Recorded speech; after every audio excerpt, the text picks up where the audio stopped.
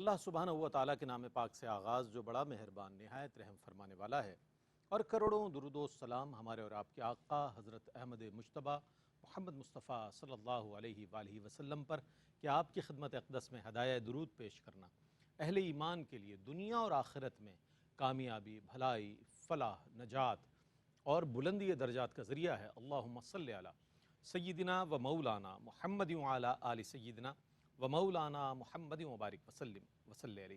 ناظرین محترم، السلام علیکم ورحمۃ اللہ وبرکاتہ۔ میں ہوں آپ کا میزبان محمد رئیس احمد، اور پیش کیا جا رہا ہے پروگرام روشنی سب کے لیے، اور سیرت صحابہ کے حوالے سے بات ہو رہی ہے۔ یہ وہ معظم اور مکرم جماعت ہے کہ جس کے اوصاف اتنے زیادہ ہیں کہ ایسے کئی پروگرامز بھی اگر ہم کر پائیں تب بھی میں سمجھتا ہوں کہ کما حق ہو ان کے اوصاف حمیدہ کا ہم احاطہ نہیں کر سکتے، چونکہ اللہ نے جمیع اوصاف کے ساتھ ان اپنے منتخب بندوں کو اپنے حبیب علیہ السلام کی معیت کے لیے منتخب فرمایا، اور ان کی نصرت کے لیے اللہ رب کریم نے انہیں یہ اعزاز عطا فرمایا۔ تو آج ہم بات کریں گے کہ جماعت صحابہ میں جو خوف خدا تھا، جسے خشیت الہی کہا جاتا ہے، وہ کس نوعیت کا تھا۔ پھر یہ کہ ہم جب یہ پڑھتے ہیں کہ نبی کریم علیہ السلام جماعت کی امامت فرما رہے ہیں اور صحابہ جو ہے نماز پڑھ رہے ہیں، تو صحابہ کی ان نمازوں کی کیفیات کیا ہوں گی یہ تو صحابہ ہی جانتے ہیں، چونکہ امام الانبیاء کی اقتداء میں جب نماز پڑھ رہے ہیں مقتدی، اللہ اگر مقتدی بھی صحابہ ہوں اور امام الانبیاء جب امامت فرما رہے ہوں تو ان نمازوں کی کیا کیفیت ہوگی۔ پھر ہم یہ بھی جاننے کی کوشش کریں گے کہ صحابہ کا جو صبر تھا وہ کس مقام کا تھا، چونکہ صبر آزما مقامات بہت سے آئے، چاہے وہ مکی زندگی ہو، چاہے ہجرت کا معاملہ ہو، مدنی زندگی ہو، پورا عرصہ جو ہے تمام جو عرصہ صحابہ کرام رضوان اللہ تعالی علیہ مجمعین کا ہے اس میں صبر نظر آتا ہے۔ تو صبر کس معیار کا تھا۔ پھر سب سے بڑی بات یہ ہے کہ دین میں انفاق فی سبیل اللہ کو بڑی اہمیت حاصل ہے، جس کا حکم بھی دیا ہے قرآن کریم میں جا بجا۔ تو اس حوالے سے صحابہ کا جو عمل تھا انفاق فی سبیل اللہ کے حوالے سے، یعنی راہ خدا میں خرچ کرنے کے حوالے سے، وہ کیا انداز تھا آپ کا انشاءاللہ آج کے اس پروگرام میں، یعنی کہ مختلف اوصاف حمیدہ کا ذکر ہوگا اور بہت ہی عمدہ قسم کے سوالات اور اس پر بہت مفید اور بڑے علمی جوابات آپ تک انشاءاللہ پہنچیں گے۔ آپ جانتے ہیں کہ ARYQ TV کو بہت مقتدر علماء کا پینل نصیب ہے کہ جن علماء کی آواز پوری دنیا میں جاتی ہے، پسند کیا جاتا ہے آپ کے کلمات کو، اور لوگ بہت کچھ سیکھتے ہیں۔ یہ بھی ایک ایسا لرننگ پروگرام ہے ہمارا کہ جس سے لوگ سیکھتے ہیں، لوگوں تک یہ بات پہنچتی ہے۔ علامہ لیاقت حسین نظری صاحب تشریف فرمائیں۔ السلام علیکم ورحمۃ اللہ وعلیکم وبرکاتہ۔ السلام ورحمۃ اللہ۔ اور آپ کے ساتھ علامہ حافظ اویس احمد صاحب تشریف فرمائیں۔ السلام علیکم ورحمۃ اللہ وبرکاتہ۔ وعلیکم السلام ورحمۃ اللہ۔ اچھا علامہ صاحب، میں نے ابتدائے کلام میں یہ عرض کیا کہ صحابہ کا جو خوف خدا ہے، خشیت جسے کہیں، خشیت الہی، وہ کس درجے کا تھا، وہ کس مقام کا تھا۔ میں چاہتا ہوں اس پر کچھ کلام فرمائیں۔ الحمدللہ الذی کفا وسلام علی عبادہ الذین اصطفیٰ۔ بسم اللہ الرحمن الرحیم۔ اللہم صلی علی سیدنا مولانا محمد مبارک وسلم صلی علیہ۔ بہت شکریہ رئیس بھائی۔ دیکھیں، صحابہ کرام علیہم رضوان امت کے اندر سب سے زیادہ عالم، سب سے زیادہ اتقا، سب سے زیادہ سبحان اللہ، مزکا، سب سے زیادہ مصفہ تھے۔ سبحان ہر اللہ۔ اعتبار سے رب تبارک و تعالیٰ نے ان کو تمام لوگوں میں ایک فوقیت عطا فرمائی تھی، اور امت مصطفیٰ کے اندر سب سے زیادہ وہ اکرم ہیں۔ دیکھیں، اکرمیت کی اور معزز ہونے کا جو بنیاد قرآن نے عطا فرمایا وہ یہی فرمایا کہ ان اکرمکم عند بے اللہ شک بے شک اتقاکم۔ بے شک بے شک۔ اللہ کے ہاں سب سے زیادہ متقی، سب سے زیادہ معزز وہ ہے کہ جو سب سے زیادہ تقوی رکھنے والا ہے۔ اور کئی آیات طیبات صحابہ کرام کے حوالے سے ڈائریکٹ اتری ہیں، اور خاص طور پر سیدنا صدیق اکبر رضی اللہ تعالیٰ عنہ کہ وَسَيُجَنَّبُهَا الْأَتْقَى الَّذِي يُؤْتِي مَالَهُ يَتَزَكَّى، کیا بات۔ کہ ان قریب ہم اس کو جہنم سے بچائیں گے۔ فرمایا جو سب سے زیادہ اتقا ہے، اور مفسرین کرام نے فرمایا کہ یہاں اتقا سے مراد سیدنا ابوبکر صدیق رضی اللہ تعالیٰ عنہ۔ سیدنا ابوبکر صدیق رضی اللہ تعالیٰ عنہ کی حیات طیبہ آپ دیکھیے کہ وہ اتنی پاکیزہ، اتنی صاف ستھری کہ زمانہ جاہلیت کے اندر بھی کبھی انہوں نے کسی بت کے سامنے سر نہیں جھکایا، شراب کبھی اپنے منہ کے ساتھ نہیں لگائی، اور اس کے بعد جب اسلام قبول کیا، جوانی سے نبی کریم صلی اللہ علیہ وسلم کے ساتھ دوستی، لیکن جب اسلام قبول کیا تو حرام ہے، کبھی کسی مشتبہ چیز بھی اگر آپ نے غلطی سے کھا لی تو آپ نے اس پر بھی، جیسے کہ مشہور روایت ہے کہ آپ کے غلام نے آپ کو کچھ کھانے کے لیے دے دیا، بعد میں پوچھا کہ بھئی یہ کہاں سے لائے، تو کہا کہ زمانے جاہلیت کے اندر میں نے کوئی منتر پڑھا تھا، اس کا مجھے کوئی عوض اور بدل اور اجرت اور نذرانہ شکرانہ ملا، تو آپ رضی اللہ تعالیٰ عنہ نے اپنے جو ہے منہ میں حلق میں انگلی ڈالی اور قے کرتے رہے یہاں تک کہ ایسے لگ رہا تھا کہ جان نکل جائے گی، اپنے پیٹ کو بالکل صاف کیا۔ حالانکہ علماء کرام فرماتے ہیں کہ ایک چیز آپ نے بھول سے کھا لی ہے تو اس پر آپ پر شرعی حکم نہیں، لیکن چونکہ آپ تقویٰ و پرہیزگاری اور خوف خدا کے اس مقام پر فائز تھے، اتقیٰ تھے آپ، تو اس اعتبار سے آپ نے جو ہے بہت زیادہ احتیاط فرمائی۔ سیدنا ابوبکر صدیق رضی اللہ تو فرمایا کرتے تھے کہ کاش میں کوئی ایک لکڑی کا ٹکڑا ہوتا اور اسی طرح آپ فرماتے تھے میں کوئی گھاس ہوتا جسے کوئی جانور کھا جاتا، اور اپنے حوالے سے اتنا زیادہ خوف خدا رکھا حساب و کرتے کتاب نہیں ہوتا میرے عمل کا۔ سیدنا عمر فاروق رضی اللہ عنہ فرمایا کرتے تھے، حساب و کتاب سے یاد آیا، آپ فرماتے تھے کہ مجھے تو اتنا ڈر لگتا ہے، اللہ کی اس بارگاہ سے امید بھی ہے اور خوف بھی ہے، بین الرجاء والخوف۔ اگر یہ کہا جائے کہ بھئی کوئی ایک جنتی ہے تو مجھے اللہ کی بارگاہ سے امید ہے کہ اللہ تبارک و تعالی جو ہے مجھے وہ مقام عطا فرمائے گا، یہ امید ہے۔ اور خوف یہ ہے کہ اگر کہا جائے گا کہ بھئی ایک جہنمی ہے تو مجھے ڈر ہے کہ کہیں وہ جہنمی میں ہی کیوں نہ ہوں۔ فرمایا میں تو کہتا ہوں کہ خدا تبارک و تعالی، منصب تو بہت دور کی بات ہے نا، اللہ تعالیٰ کی بارگاہ میں یہ دعا ہے کہ بس جو ہے نہ کوئی حساب ہو نہ کوئی کتاب ہو، رب تبارک و تعالی ایسے ہی معاف فرما دے، کوئی منصب ملنا نہ ملنا دور کی بات ہے۔ سیدنا عثمان غنی رضی اللہ تعالیٰ عنہ، آپ کے اندر اتنا زیادہ خوف خدا پایا جاتا تھا، ایک مرتبہ آپ قبرستان سے گزرے، ایک تازہ قبر تھی، حدیث پاک کے اندر آتا مشکات کی حدیث، اس کو دیکھا تو زاروں قطار رونے لگے۔ پوچھا کہ حضور آپ اتنا زیادہ کیوں رو رہے ہیں؟ آپ نے فرمایا کہ نبی کریم صلی اللہ علیہ وسلم نے فرمایا کہ قبر آخرت کی منازل میں سے پہلی منزل ہے، فرمایا جو یہاں کامیاب ہو گیا تو وہاں بھی کامیاب ہو گیا۔ تو صحابہ کرام کی زندگی خوف خدا سے عبارت تھی، ان کا کھانا، ان کا پینا، کسی سے گفتگو کرنا، اخلاقیات کے حوالے سے، پڑوس کے حوالے سے، معاملات کے حوالے سے، یعنی ہم نے زندگی کو صرف ایک عبادات تک محدود رکھا ہوا ہے، ہم کیا کھا رہے ہیں، کیا پی رہے ہیں، کیا جا رہا ہے ہمارے پیٹ میں، کسی کو فکر نہیں۔ صحابہ کرام نے ہر چیز کے اندر اللہ کے خوف کو مقدم رکھا، خوف خدا کو مقدم رکھا و تقوی کو مقدم رکھا، رب تبارک و تعالیٰ نے ان کو یہ بلند و بالا مقام عطا فرمایا۔ تو سیرت کے اعتبار سے دیکھیں تو تمام امت کے اندر اگر سب سے زیادہ کوئی متقی ہیں، اتقیٰ ہیں، وہ ہیں کہ جن کو خود آقا دو جہاں صلی اللہ تعالیٰ علیہ وسلم نے متقی بنایا، جن کے من سے حضور نے وَمَن يُوقَ شُحَّ نَفْسِهِ فَأُولَٰئِكَ هُمُ الْمُفْلِحُونَ، ان کے من سے لالچ کو اور ہر قسم کی غرض کو اور ہر قسم کی چیزوں کو کھینچ کے ان کو پاکیزہ فرما دیا اور چمکتے ہوئے ہدایت کے ستارے بنا دیا۔ سبحان اللہ، سبحان اللہ، کیا کہنے، بہت خوبصورت انداز میں خوف خدا اور خشیت الہی ہم جسے کہتے ہیں، وہ یہ جو وصف ہے یہ صحابہ کرام میں کس طرح تھا، اور ایک ایک چیز میں زندگی کے ہر عمل میں جو ہے وہ اس کو پیش نظر رکھا کرتے تھے، چونکہ خدا کی رضا ہی اصل مطلوب اور مقصود ہی یہی تھی، تو اور بندہ مومن کو ہونا بھی یہی چاہیے۔ اچھا، اب ہم یہ جاننا چاہیں گے، جیسے کہ میں نے سرنامہ کلام میں بھی یہ بات عرض کی کہ صحابہ کی جو نماز ہے، صحابہ کرام رضوان اللہ تعالیٰ علیہ مجمعین کی نمازوں کی کیفیت کیا ہوگی، کیونکہ الصلاۃ معراج المومنین، مومنین کی معراج ہے، اور پھر صاحب معراج اگر نماز پڑھا رہے ہو یا صاحب نماز کے پیچھے انہوں نے نماز پڑھی ہے تو مقتدیوں کا کیا عالم ہوگا اور ایمانی اس وقت قوت اور حالت کیا ہوگی، میں چاہتا ہوں فرمائیے۔ بسم اللہ الرحمن الرحیم۔ یقیناً نماز مومن کی معراج ہے، اور خاص کر صحابہ کرام کی تو شان ہی نماز ہے، سبحان اللہ، کیونکہ نماز اللہ سے ایک تعلق ہے، اور سب سے زیادہ صحابہ کرام کا امت میں اللہ سے تعلق مضبوط تھا، اللہ اور نمازیں تو ایسی پڑھ گئے ہیں کہ میرا رب بھی ان کی نمازیں قرآن میں بیان کرتا ہے، اللہ اکبر، تراہم رکعن سجدن، اے لوگو تم دیکھو گے کہ میرا کوئی صحابی کبھی رکوع میں نظر آئے گا اور کبھی سجدے میں نظر آئے گا۔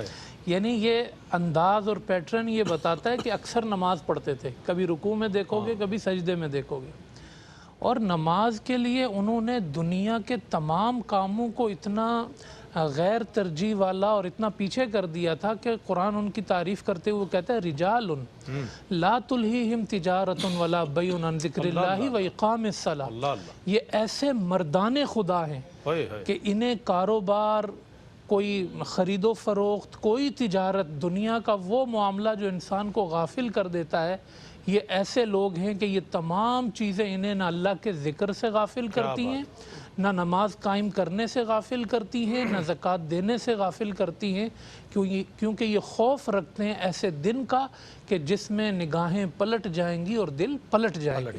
تو یہ ان کی نماز کا ایک خاص تذکرہ کر دیا گیا، اور ان کے معاشرے کے اندر اگر آپ، ظاہر ہے کہ اس پر بہت آیات، بہت احادیث، بہت واقعات ہیں نماز کے حوالے سے، لیکن اگر آپ خلاصتاً ان کے معاشرے اور ماحول کو دیکھنا چاہیں گے نا رئیس بھائی، تو آپ کو یہ چیز نمایاں نظر آئے گی کہ نماز نہ پڑھنے والے کی ان کے معاشرے میں کوئی جگہ نہیں تھی، کوئی جگہ ہی نہیں تھی۔ وہ ایک اجنبی شخص ہوتا تھا، بلکہ صحابہ کہتے تھے کہ ہم اس کے بارے میں بدگمانی کرتے تھے، جو نماز نہیں پڑھتا تھا ہم بدگمانی کرتے من تھے، ترک الصلاۃ متعمدا فقد کفر۔ ہاں ہم بدگمانی کرتے تھے کہ یہ منافق تو نہیں ہو گیا، کیونکہ مومن کا نماز ترک کرنا اس ماحول میں اس کا کوئی، خواہ بازار میں نماز کا وقت ہو گیا، عبداللہ ابن مسعود کہتے ہیں سامان ایسے ہی رکھے رہ جاتے تھے اور ان کے پاس کوئی حفاظت کے لیے نہیں ہوتا تھا، بھلے نہ ہو لیکن جماعت ترک نہیں ہوگی، ہر صحابی مسجد میں پہنچتا کیا تھا۔ معاشرہ ہوگا۔ ہاں، ابو دردہ رضی اللہ تعالیٰ عنہ کہتے ہیں کہ میں پھیری لگا کے چیزیں بیچتا تھا اور 300 دینار روز کے کبھی کما لیتا تھا، یعنی اتنا زیادہ مجھ پر گاہک آتے تھے،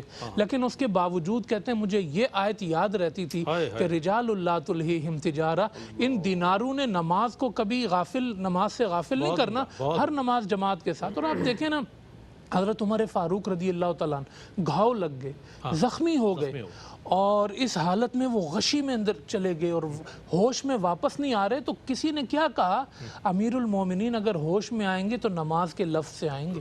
ان کے سرانے کھڑے ہو کے حتی صاحو عند رأسی، سر کے پاس چیخے صحابہ کرام اونچی اونچی آواز سے، الصلاۃ یا امیر المومنین، الصلاۃ یا امیر المومنین، وہ ہوش میں آ گئے۔ کہا میں تو ابھی نماز پڑھا رہا تھا، یعنی جب ہوش میں آئے تو زخمی ہوئے تھے نماز کی حالت میں، کہا میں تو لوگوں کو نماز پڑھا رہا تھا۔ کہا آپ کے ساتھ یہ واقعہ ہوا۔ کیا خوبصورت علامہ صاحب سیدنا عمر فاروق کے حوالے سے آپ نے بات کی رضی اللہ تعالیٰ عنہ، میں چاہوں گا اس کو کنٹینیو کریں، بڑی ایمان افروز بات ہو رہی ہے، اور نمازوں کی کیفیت اور وہ بھی صحابہ کرام رضوان اللہ تعالیٰ علیہم اجمعین کی مزید سنیں گے۔ ایک وقفہ ہے، وقفے کے بعد لوٹتے ہیں، مجھے امید ہے آپ کا اور ہمارا ساتھ رہے گا۔ ناظرین آپ کا خیر مقدم ہے۔ سیرت صحابہ اکرام رضوان اللہ تعالیٰ علیہم اجمعین میں آج بات ہو رہی تھی کہ کتنے خوبصورت انداز میں علامہ صاحب نے سیدنا فاروق اعظم رضی اللہ تعالیٰ عنہ کے حوالے سے بیان فرمائے، نمازوں کی کیفیت بیان ہو رہی ہے، سنتے ہیں، بسم اللہ۔ جی، تو حضرت عمر فاروق رضی اللہ تعالیٰ عنہ ہوش میں آئے تو ہوش میں آنے میں سب سے پہلے جو کام تھا کہ وضو کیا، اور وضو کرتے ہوئے، یعنی موت سامنے کھڑی ہے، زہر والے خنجر لگے ہوئے ہیں، لیکن وضو کیا ہے، نماز پڑھی ہے۔ مولا علی رضی اللہ تعالیٰ عنہ جو ہیں وہ تیر لگ جاتا ہے، مشہور واقعہ ہے، تیر لگ جاتا ہے انہیں، اور اس تیر کے نکالنے کا کوئی سبب پیدا نہیں ہو رہا ہے، تو کہا ایک ہی راستہ ہے کہ علی نماز میں تو پھر انہیں دنیا اور دنیا کے کسی تیر کی کوئی خبر نہیں۔ تو جب تیر نکال لیا گیا نماز میں تو پھر پوچھ رہے ہیں کہ وہ تیر کا کیا ہوا؟ کہا حضرت آپ نماز پڑھ رہے تھے تو نکال دیا۔ کیا حالت ہوگی یعنی یہ ان کی ایک ترغیب تھی نماز کی کیفیت میں۔ قرآن کہیں پر یہ کہتا ہے لَمَسْجِدٌ أُسِّسَ عَلَى التَّقْوَى من اول یوم احق ان تقوم فیہ، کہ صرف نماز نہیں، یہ نماز کے لیے جو طہارت ہے، صفائی ہے، آپ کا رب یہ گواہی دیتا ہے کہ یہ ہیں بھی طاہرین، صفائی پسند ہیں۔ کیوں؟ کیونکہ اگر صفائی میں ہوں گے تو نماز پڑھیں گے نا۔ آج کتنے لوگ یہ کہتے ہیں کہ جی کپڑے صاف نہیں ہیں۔ ارے صحابہ کی سنت یہ ہے کہ صفائی اور طہارت میں رہو، تم نے دن میں 5 دفعہ نماز پڑھنی ہے، تو ان کی نماز کی تعریف بھی کر دی، ان کی طہارت کی تعریف بھی کر دی، ان کی صفائی کی تعریف بھی کر دی کہ اے صحابہ کے ماننے والو، تمہارے کپڑے بھی صاف ہونے چاہیے، تم وضو میں بھی ہونے چاہیے، اور تمہاری نماز بھی کبھی ترک نہ ہو۔ آج بھی کہتے ہیں کہ سرزمین مکہ پہ جو ایک نظام ہے نا کہ جب نماز کا وقت ہوتا ہے تو سارے بازار بند ہوتے ہیں، کہتے ہیں یہ صحابہ کے نظام کا صدقہ ہے۔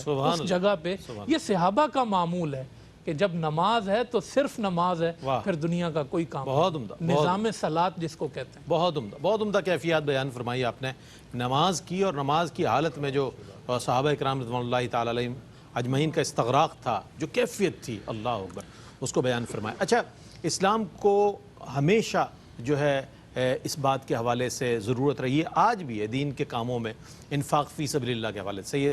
سیدہ خدیجہ الکبریٰ رضی اللہ تعالیٰ عنہ کا مال دیکھیں، سیدنا عثمان غنی رضی اللہ تعالیٰ عنہ کا مال دیکھیں، دیگر اصحاب اکرام سیدنا ابوبکر صدیق رضی اللہ تعالیٰ عنہ کا مال دیکھیں، اور دیگر اصحاب نے مال خرچ کیا راہ خدا میں۔ تو یہ مال خرچ کرنے کا جو جذبہ تھا اور انفاق فی سبیل اللہ کے حوالے سے جو یہ پہلو ہمارے سامنے ہے صحابہ کرام کا، میں چاہتا ہوں علامہ صاحب اس پر کچھ کلام فرمائیے گا۔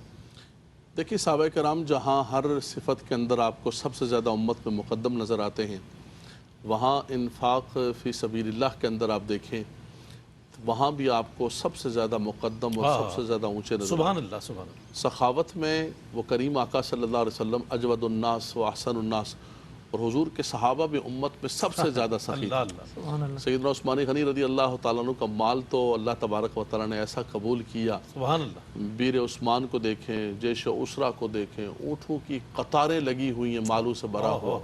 حضور فرما رہے ہیں کہ عثمان تم نے اتنا کر دیا ہے کہ اب نہ بھی کرو تو کوئی نقصان نہیں دے گا. سبحان اللہ. سیدنا ابوبکر صدیق رضی اللہ تعالیٰ عنہ مکہ مکرمہ سے مدینے پہنچے، جو تھوڑا سا مال تھا وہ بھی مسجد نبوی کی زمین کی پہلی پیمنٹ کے اندر آپ نے دے دیا. اور اس کے بعد اللہ تبارک و تعالیٰ نے ان کے سید عبد الرحمن بن عوف کو عوف دیکھیں. رضی اللہ. قرآن مجید فرقان صاحب حمید، حیثیت لوگ ہیں یہ. سبحان اللہ، قرآن مجید فرقان حمید کی ایک آیت کریمہ اتری لن تنالوا البر حتى تنفقوا مما تحبون وما بہت تنفقوا عمدہ علامہ من صاحب، شيء سبحان فإن اللہ. الله به عليم. فرمایا کہ تم نیکی کو نہیں پا سکتے ہو، نیکی کے کمال کو نہیں پا سکتے ہو جب تک اللہ کے نام پر وہ چیز خرچ نہ کرو جو تمہیں سب سے زیادہ محبوب ہو، سب سے زیادہ اچھی ہو. ایک صرف جملہ کہوں گا کہ ہم تو اس دھوتی کو جس میں 100 سوراخیں ہو جاتی ہیں استعمال کے قابل نہیں ہوتی، کہتے ہیں اس کو اللہ کے نام پہ دے دو. کھانا فریج میں جب خراب ہونے لگتا ہے، اسمیل آنا شروع ہوتی ہے، تو کہتے ہیں بھائی اس کو کسی مارسی وغیرہ کو اٹھا کے دے دو یار، اس کو اٹھا کے. صحابہ کرام کا یہ سیرت یہ نہیں تھی، ان کا کردار یہ نہیں تھا. وہ کہتے تھے جو سب سے پیاری چیز ہے. جب یہ آیت کریمہ اتری تو ایک صحابی رسول حضرت ابو طلحہ انصاری جو ہے، ان کا بڑا خوبصورت باغ تھا. اس باغ کے اندر نبی کریم صلی اللہ علیہ وسلم تشریف لے جایا کرتے تھے. حضور کے اصحاب بیٹھتے تھے جا کے، حضور ٹھنڈا پانی اور باغ کے پھل، بڑا پیارا موسم تھا وہاں کا. انہوں نے جیسے یہ آیت کریمہ سنی تو آپ دیکھیں جذبہ کیسا ہے. حضور کی بارگاہ میں حاضر ہو، یا رسول اللہ قرآن نے کہا ہے کہ سب سے زیادہ مجھے تو یہ باغ سب سے زیادہ اچھا لگتا ہے. یا رسول اللہ میں اس باغ کو اللہ کے نام پر دے رہا ہوں. حضرت صلی اللہ علیہ وسلم مسکرائے، حضور نے فرمایا کہ اس باغ کو جو ہے اپنے عزیز و اقارب کے درمیان تقسیم کرو، اور یہ بھی تمہیں اللہ تبارک و تعالیٰ دوہرا اس کا صدقے کا فائدہ دے گا. لیکن آپ جذبہ دیکھیں ان کا. آج ہم سے کو کہے کہ یار سب سے پیاری چیز دو، ہم سب سے پیاری چیز کیا ہے جو استعمال کے قابل. ہمارے عمومی طور پر لوگ زکوٰۃ بھی دے رہے ہوتے ہیں تو دنیا کی 3rd کلاس قسم کی چیزیں اٹھا کے زکوٰۃ کے اندر دیتے ہیں. لیکن صحابہ کی سیرت ہمیں یہ کہتی ہے کہ جب اللہ کے نام پر دیتے ہو تو رب تبارک و تعالیٰ کے نام پہ سب سے اچھی چیز دو، اور رب تبارک و تعالیٰ کے نام پر خرچ کرو. جتنا اللہ کے نام پر خرچ کرو گے، وہ سیدنا ابوبکر صدیق رضی اللہ تعالیٰ عنہ کا تو مشہور واقعہ ہے، سیدنا عمر فاروق کا. آدھا مال لے کر آئے، سارا مال اٹھا کے لے کر آئے. فرمایا کیا چھوڑ کے آئے؟ فرمایا اللہ اور اس کے رسول کا نام چھوڑ کے صدیق کے لیے خدا کا رسول بس. یہ صحابہ کرام کی سیرت ہمیں یہ بتاتی ہے کہ امت کے اندر سب سے زیادہ انفاق بھی انہوں نے کیا. انصار طلحۃ الفیاض، حضرت طلحہ کا ذکر کیا گیا میدان احد کا، وہ طلحۃ الفیاض بھی تھے، طلحۃ الجود بھی تھے. انہوں نے اتنا زیادہ خرچ کیا، یعنی ہر میدان کے اندر دیکھیں آپ. اور دوسری بات یہ کہ جتنے صحابہ کرام ہیں آپ ان کی زندگیوں کو دیکھیں. یہ بات نہیں ہے کہ انسان کے پاس بہت ہو تو وہ اللہ کی بارگاہ کے اندر، کسی کے پاس ہے ہی تھوڑا ہے، کسی کے پاس تو کچھ نہیں. سیدہ ام المومنین عائشہ صدیقہ رضی اللہ تعالیٰ عنہا فرماتی میں گھر میں بیٹھی ہوئی تھی، اچانک ایک خاتون آئی اپنی 2 بچیوں کے ساتھ. کہنے لگی کہ کچھ ہے آپ کے پاس؟ تو آپ کہنے لگی کہ میرے پاس تو کچھ نہیں تھا گھر کے اندر. گھر میں شاید جو ہے وہ 1 کھجور پڑی ہوئی تھی. آپ نے وہی 1 کھجور گھر کے اندر رکھی اسی کو اٹھا کے دے دیا. فرمایا جب میں نے دیا تو اس عورت نے کیا کیا کہ اس کھجور کے 2 ٹکڑے کیے، 1 ٹکڑا ایک بچی کو دیا، دوسرا ٹکڑا دوسری بچی کو دیا. فرمایا کہ اس کے بعد وہ خود بھوکی رہ گئی، خود اس نے نہیں کھایا. آ کے نبی کریم صلی اللہ علیہ وسلم جب تشریف لائے تو حضور کی بارگاہ کے اندر یہ واقعہ سنایا تو نبی کریم صلی اللہ علیہ وسلم نے فرمایا کہ اس کا اپنی بچیوں کے ساتھ یہ کرنا جو ہے ستر من النار، فرمایا کہ جہنم سے آڑ بن جائے گا، رب تبارک و تعالیٰ اس کی بخشش و مغفرت فرمائے گا. تو گھر کے اندر کچھ نہیں ہے. وہ صحابی رسول حضرت سیدہ رمیسہ نے جو خاص طور پر آپ نے وہ فرمایا، دعوت فرمائی نبی کریم صلی اللہ علیہ وسلم کی مہمانوں کی، اور اس کے اندر دیکھیں ام طلحہ نے جو فرمائی. آپ ان تمام صحابیات کو دیکھیں کہ گھروں کے اندر کچھ بھی موجود نہیں ہوتا تھا، اس کے باوجود جو ہے صحابہ کرام کی دعوت کرنا اور ہر چیز کو قربان کر دینا. وہ جس کو کہتے ہیں کہ گھر کے اندر جھاڑو پھیر کے اور اس کے بعد دے دینا، یہ انفاق آپ کو کہیں بھی نہیں ملے گا۔ انصار صحابہ کرام نے وَيُؤْثِرُونَ عَلَىٰ أَنفُسِهِمْ وَلَوْ كَانَ بِهِمْ خَصَاصَةٌ، قرآن کی جتنی بھی آیات اتنی ہیں، يُنْفِقُونَ بِاللَّيْلِ وَالنَّهَارِ يُنْفِقُونَ بِالسَّرَّاءِ وَالضَّرَّاءِ، اس کا جو مصداق عتم ہے اور اس کا جو شان نزول آپ دیکھیں گے تو کوئی نہ کوئی صحابی رسول آپ کو سامنے نظر آ رہا ہوگا۔ ان کے کردار پر رب تبارک و تعالیٰ نے جبریل علیہ السلام کو بھیجا اور قرآن کی آیتیں اتری۔ تو آج امت کو بھی ضرورت اس بات کی ہے کہ صحابہ کرام کی سیرت کو اور کردار کو اپنائے۔ بہت اچھی بات، بلکہ ان کے خرچ کرنے پہ کوئی شک کرے تو قرآن اس شک کو دور کرتا ہے۔ وَسَيُجَنَّبُهَا الْأَتْقَى، کیا بات، سبحان اللہ، بہت اچھی بات ارشاد فرمائی علامہ صاحب نے کہ جو اوصاف مومنین کے اوصاف قرآن میں نظر آتے ہیں، اگر اس کو عملی طور پر ہمیں دیکھنا ہو تو وہ جماعت صحابہ میں ہم دیکھ سکتے ہیں، صحابیات میں دیکھ سکتے ہیں کہ کس طرح انہوں نے، اس جماعت نے جو ہے مومنین کی صفات کا اظہار کیا اپنے عملی مظاہرے سے، اور بہت ہی خوبصورت ماشاءاللہ۔ اچھا، اب یہ بھی ہے کہ جیسے کہ میں نے ابتدائے سرنامہ کلام میں عرض کیا کہ مومن کی زندگی میں صبر ایک بہت، اور صبر تو انبیاء علیہ السلام کا وصف ہے یہ، اور یہ وصف جس کو بھی حاصل ہوتا ہے یہ بھی میں سمجھتا ہوں وہ بہت ممتاز ہو جاتا ہے دیگر لوگوں میں۔ تو جماعت صحابہ میں جو صبر کا وصف ہے، اس کے حوالے سے کچھ ارشاد فرمائے گا، چونکہ بڑے صبر آزما ماحول سے گزرے ہیں یہ، چاہے وہ مکہ ہو، چاہے وہ ہجرت ہو، چاہے مدینہ ہو، یا اس کے بعد ادوار خلفائے راشدین ہو، صبر ہی صبر نظر آتا ہے۔ کیا فرمائیے؟ بسم اللہ الرحمن الرحیم۔ صحابہ کرام کے صبر پر تو میں پہلے یہ تبصرہ کروں گا کہ جو پورے دین کی ایک عمارت اور ڈھانچہ انہوں نے قائم کیا ہے، اس عمارت کی بنیاد ہی صبر پہ قائم تھی، کیونکہ اگر صحابہ کرام میں صبر نہ ہوتا، ان میں حلم نہ ہوتی، ان میں برداشت نہ ہوتی، تو کبھی بھی وہ زندگی میں اس طریقے سے کامیاب نہیں ہو سکتے تھے اور نہ دین کامیاب ہو سکتا تھا۔ انہوں نے ہر مرحلے پر، آپ ابتدا سے لے کے آخر تک جس مرحلے میں جس طرح کا صبر چاہیے، انہوں نے اسی قسم کا صبر کر کے دکھایا۔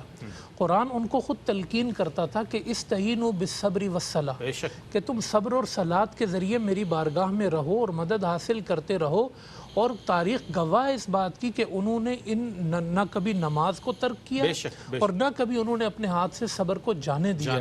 اور قرآن تو ان کو جن خطرناک حالات سے وہ گزر رہے تھے، قرآن ان سے کہتا تھا کہ تمہارا صرف صبر نہیں چاہیے، تمہارا صبر پہ صبر چاہیے۔ یا ایھا الذین آمنوا اصبروا وصابروا، صبر پہ صبر، تمہیں تو صبر کے علاوہ تمہارے پاس کوئی راستہ نہیں ہے۔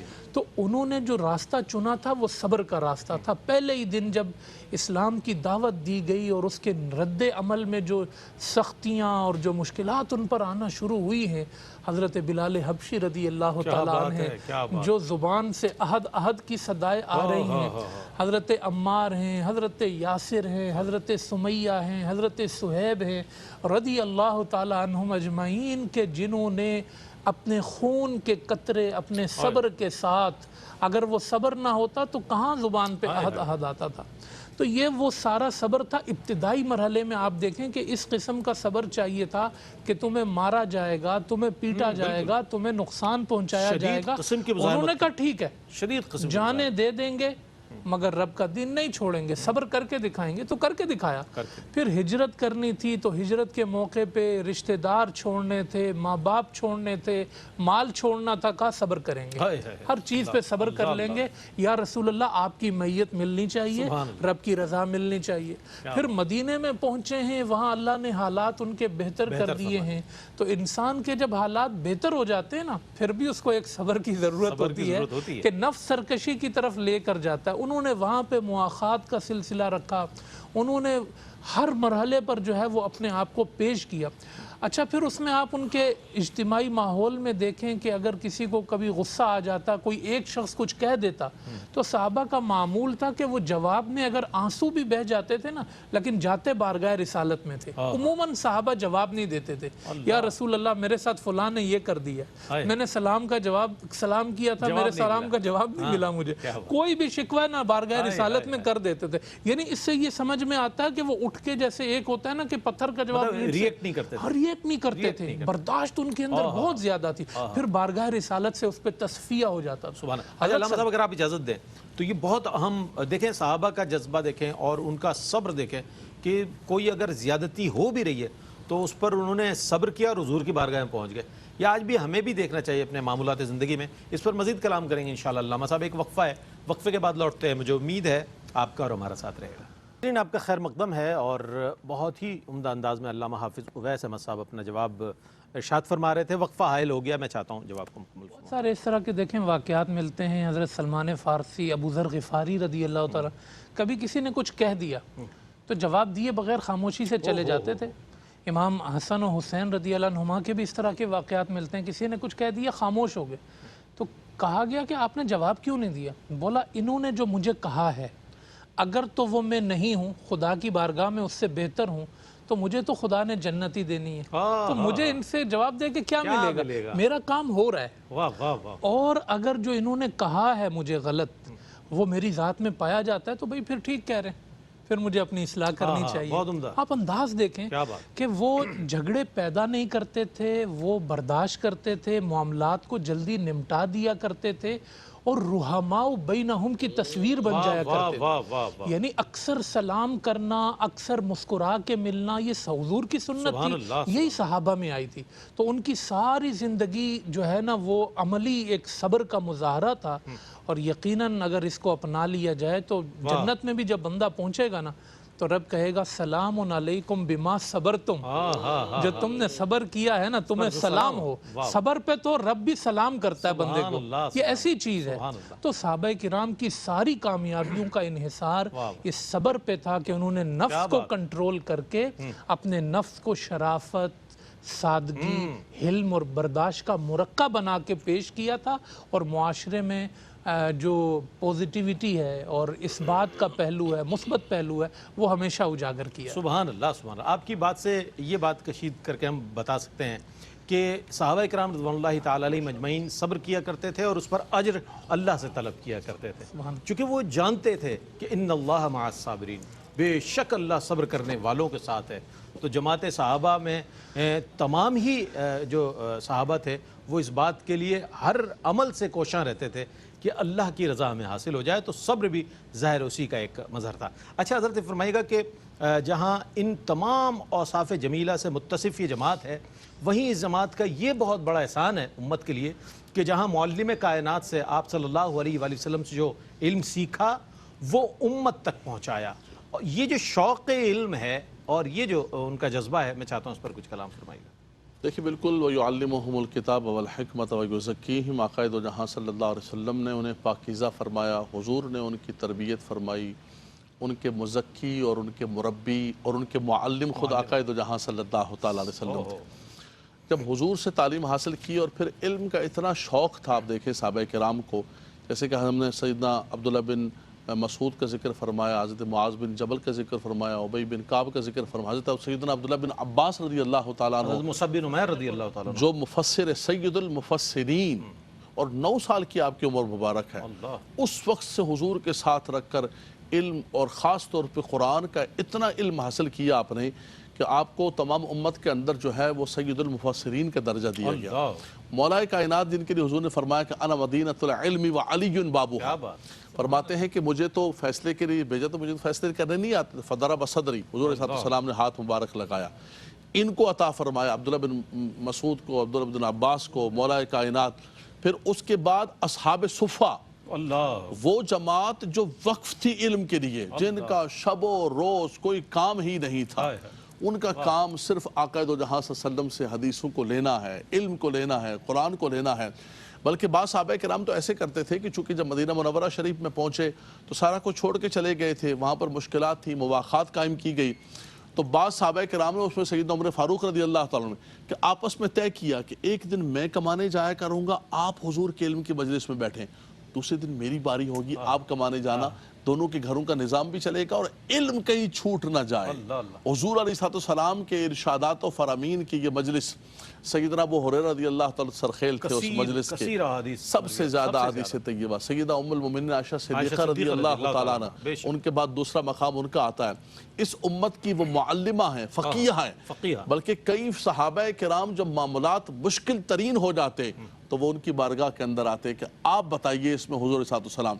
اور دین کا جو آقا دو جہاں صلی اللہ علیہ وسلم جہاد میں ہیں، سفر میں ہیں، وہ تو صحابہ نے پہنچایا، لیکن حضور کے جو گھر کے معاملات ہیں، خلوت ہیں، جو خواتین کے مسائل جو امت تک پہنچے، اس کا صدقہ ہے سیدہ ام المومنین طیبہ طاہرہ عائشہ صدیقہ بنت صدیق رضی اللہ تعالی عنہ کا۔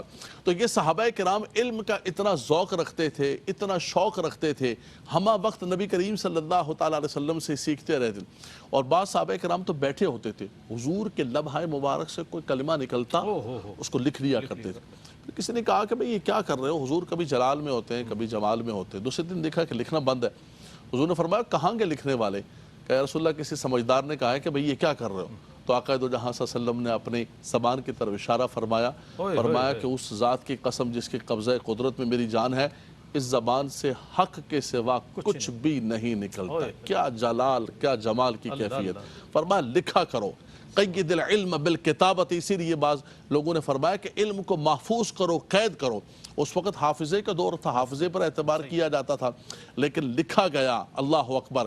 اور آج ہمارے پاس جتنا ذخیرہ موجود ہے، قرآن موجود ہے، احادیث طیبہ موجود ہیں، جو کچھ موجود ہے، رئیس بھائی یہ صدقہ ہے صحابہ کرام۔ اگر ان کو ہٹا دیں، ان کو مائنس کر دیں تو سارا دین مائنس ہے۔ ان کی عدالت و صداقت پر اگر کوئی حرف کرے گا تو وہ قرآن و حدیث اور دین کی اساس اور بنیاد پر، جیسے علامہ صاحب نے کہا کہ وہ تو فاؤنڈیشن ہے، اس فاؤنڈیشن کو ہٹا دیں تو سب کچھ ختم ہے۔ ان صحابہ کرام نے ہمیں یہی سبق دیا، اور پھر حجۃ الوداع کے موقع پر نبی صلی اللہ علیہ وسلم نے جو فرمایا فَلْيُبَلِّغُ الشَّاهِدُ الْغَائِبُ، فرمایا کہ جو یہاں پر موجود ہیں صحابہ کرام موجود ہیں، فرمایا جو یہاں پر موجود ہیں، جو شاہد ہیں، ان کی ذمہ داری ہے کہ غائب تک پہنچائیں۔ تو جو کچھ پہنچا ہے وہ شاہدین تھے، یہ ان کا صدقہ ہے کہ امت تک یہ سارے کے سارے حضور علیہ السلام کے ارشادات پہنچے، حضور کے احکامات، حضور علیہ السلام نے جو حضور مسکرائے بھی ہیں تو ان مسکراہٹوں کو بھی امت تک پہنچایا کہ ہمارے کریم آقا صلی اللہ علیہ وسلم بالکل بالکل حضور کلام کیسے کرتے، چلتے کیسے۔ کسی نبی کے آدم علیہ السلام سے لے کر عیسیٰ علیہ السلام تک کسی نبی کی اتنی سیرت محفوظ نہیں ہے۔ یہ کس نے محفوظ کی؟ صحابہ کرام علیہ رضوان۔ ایسی جماعت بھی تو کسی نبی کو میسر نہیں آئی جیسا کہ نبی کریم علیہ السلام کو اللہ نے جماعت عطا فرمائی، اور اسے ہم صحابہ اکرام رضوان اللہ تعالی علیہ مجمعین کی جماعت کہتے ہیں۔ ایک ایک لمحہ حضور کا محفوظ کیا اور امت تک پہنچایا، یہ بہت بڑا احسان ہے۔ تعلیمات کے ساتھ وہ تمام شمائل اور خصائل نبی کریم علیہ السلام کے وہ تمام معمولات جو ہیں ہم تک جو پہنچے ہیں، تو وہ صحابہ اکرام رضوان اللہ تعالی علیہ مجمعین کے مرہون منت ہے۔ آج امت کو احسان ماننا چاہیے کہ صحابہ نے بہت بڑا احسان کیا کہ امت تک وہ تعلیمات پہنچائی نبی کریم علیہ السلام کی۔ اچھا حضرت کیا فرمائیے گا، چونکہ ہم جب صبر پر بات کرتے ہیں، خوف خدا پر بات کرتے ہیں، انفاق فی سبیل اللہ پر بات کرتے ہیں، یا XYZ کسی بھی اوصاف پر بات کریں، تو ہم نے دیکھا ہے کہ تقاریر میں اور عام طور پر کسی بادشاہ کی مثال دی جا رہی ہے، کسی وقت کے کسی بڑے عمرہ کی مثال دی جا رہی ہے۔ مثالیں اگر صحابہ کرام کے اوصاف کی دی جائے تو امت کتنے اویئر ہو جائے گی، اس سے میں چاہتا ہوں اس کی ضرورت کتنی، اور ARYQ TV حوالے سے اپنی جو خدمات پیش کر رہا ہے۔ بہت ہی خوبصورت بات آپ نے کی رئیس بھائی، اور ابھی وقفے کے دوران جب بات ہو رہی تھی تو علامہ صاحب نے بڑی خوبصورت بات کہی تھی کہ صحائے ستہ بھری ہوئی ہیں۔ بالکل 6 کتابیں جو ہماری معتبر تبیین ہیں قرآن کریم کے بعد، وہ واقعات صحابہ سے بھری ہوئی ہیں۔ بالکل آج جن حالات پہ، واقعات و صفات پہ ہم نے بات کی ہے، آپ ذرا سا انفاق ایک شخص کے اندر آپ یہ ساری چیزیں جمع کر کے دیکھیں نا، کہ وہ خدا کی راہ میں خرچ بھی بہت کرتا ہے، اس کو خوف خدا بھی بہت ہے، اس کے پاس علم بھی بہت ہے، اس کے پاس صبر اور حلم بھی بہت ہے۔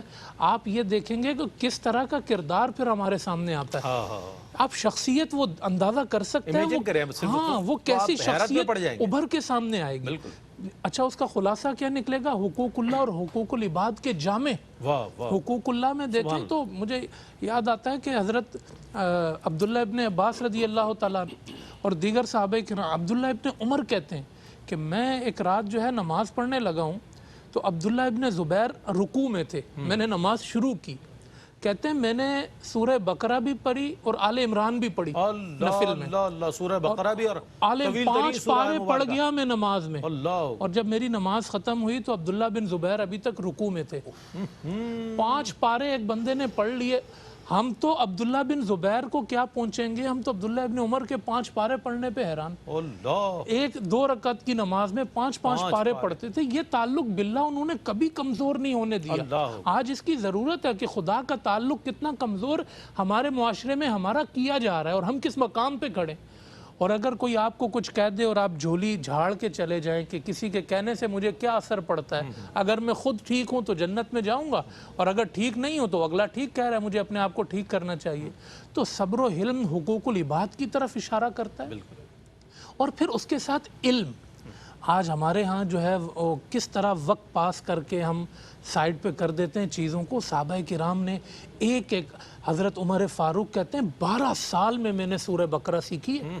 12 سال میں سورہ بقرہ سیکھ کے پھر انہوں نے اونٹ ذبح کی ہے شکرانے کا، اور لوگوں کو کھانا کھلایا کہ عمر نے سورہ بقرہ کی تعلیم مکمل کی. ایک ایک لفظ پہ عمر نے سورہ بقرہ کتنا اس پر غور کیا ہوگا. عمر کا تفکر کتنا مشہور ہے زمانے میں، تدبر کتنا مشہور ہے. تو عمر نے سارا تدبر تفکر قرآن پہ لگایا ہے. آج تو ڈیوائیڈ کر دیا لوگوں کو کہ بھائی آپ ادھر چلے جاؤ ادھر. ساری فکریں، ساری سوچیں، سب کچھ ارتکاز قرآن پہ تھا، حدیث پہ تھا. یہ صحابہ کی زندگی ہے. ایسے تھوڑی حضور کہتے تھے کہ میرا زمانہ سب سے خیر کا زمانہ ہے، ثم الذین یلونہم ثم الذین، ان سے خیر کوئی نہیں آ سکتا ہے، تو انہی کو سیکھنا ہے. بہت اچھی بات کی آپ نے رئیس بھائی. اور میں چاہوں گا کہ علامہ صاحب اس پہ میں چاہتا ہوں اس پر کچھ کلام فرمائے گا. یار بھائی کیوں ٹی جیسے علامہ صاحب نے فرمایا کہ وہ خیر القرون کے لوگ ہیں، خیر القرون کرنی ثم الذین یلونہم ثم الذین یلونہم. پھر اصحابی کا نجوم حضور نے فرمایا علیکم بسنتی و سنت الخلفاء الراشدین المہدیین. کتنی بڑی بات، تم پر میرا طریقہ، میری سنت اور خلفاء راشدین کی سنت. نبی کریم صلی اللہ علیہ وسلم جو پیارا دین لے کر آئے، اسلام لے کر آئے، جو قرآن نازل ہوا، حضور کی زندگی سیرت کو دیکھیں. حضور نے سب سے پہلے خود بھی کر کے دکھایا، اور اس کے بعد جو جماعت تیار کی وہ اس روئے زمین پر کیا. حقیقتاً میں آپ سے کہوں، مسلمان ہونے کی وجہ سے نہیں، حقیقتاً یہ ہے کہ آدم علیہ السلام سے لے کر آج تک دیکھیں آقا دو جہاں صلی اللہ علیہ وسلم کا مبارک دور چل رہا ہے، قیامت تک مبارک دور ہوگا. آدم علیہ السلام سے لے کر قیامت تک کسی نبی کے ایسے اصحاب نہیں ہوں جو اللہ تبارک و تعالیٰ نے حضور کو اصحاب دیے، جو حضور نے تربیت فرمائی ان کی، جو آقا دو جہاں صلی اللہ علیہ وسلم نے ان کو سنوارا ہے. جس امت کے پاس یہ اصحاب ہوں، یار ان کا ذکر چھوڑ کے آپ ادھر پکڑ رہے ہیں، ادھر پکڑ رہے ہیں، فلاں پکڑ رہے ہیں، تو اس امت سے اس سے بڑھ کر بدقسمتی اور بدنصیبی کیا ہوگی. ہم جو ادھر ادھر بھٹک کے خراب ہو گئے، اس کی ایک وجہ یہ بھی ہے. آج مثال کے طور پر ربیع الاول شریف آنے والا ہے، ہم بحمداللہ تعالیٰ میلاد منانے والے ہیں. پوری دنیا کے اندر حضور کا میلاد مناتے ہیں. آپ میلاد کے اندر پورا ایک باب رکھیں صحابہ کرام کہ ہم نے عظمت مصطفیٰ صلی اللہ علیہ وسلم بیان کرنی ہے، اور ہم نے امت کو بتانا ہے کہ حضور کی آل کیا تھی اور حضور کے اصحاب کیسے تھے.